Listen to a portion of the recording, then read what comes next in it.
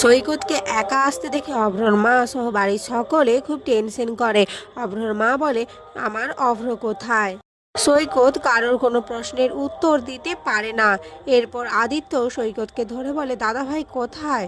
বলো দাদা ভাই কোথায়? এরপর সৈকত বলে, অভ্র মিসিং। আমরা অভ্রকে এখনো পর্যন্ত খুঁজে পাইনি। আমরা জানি না ও এখন কেমন কি অবস্থায় রয়েছে। যেটা শুনে অভ্রর মা বাড়ির সকলে খুব কান্নাকাটি করতে থাকে।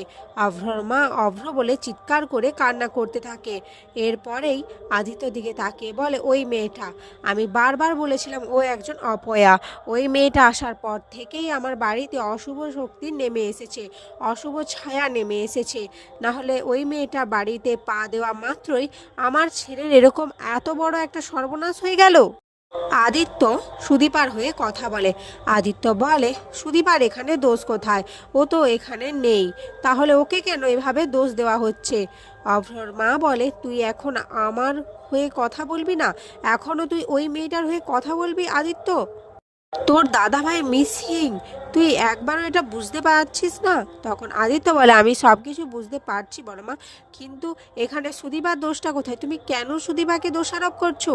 এদিকে আদিত্যর মাও অভ্রর মাকে সামলানোর চেষ্টা করে, কিন্তু অভ্রর মা কারোর কোনো কথা শোনে না। এরপর আদিত্যর মা বলে, দিদি ভাই, তুমি দয়া করে সুদীপাকে কিছু বলো না, সুদীপার নামে কোনো কথা বলো না।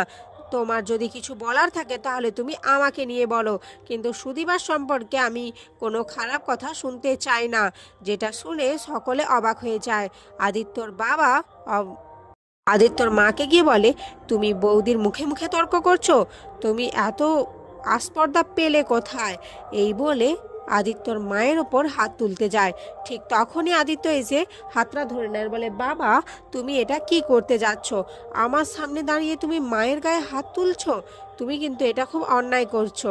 আমি এখনো মায়ের ছেলে বলেই তোমার এই অন্যায়টা মেনে নিচ্ছি, কিন্তু বারবার আমি এরকম অন্যায় মেনে নিতে পারবো না, এটা আমি তোমাকে বলে দিচ্ছি।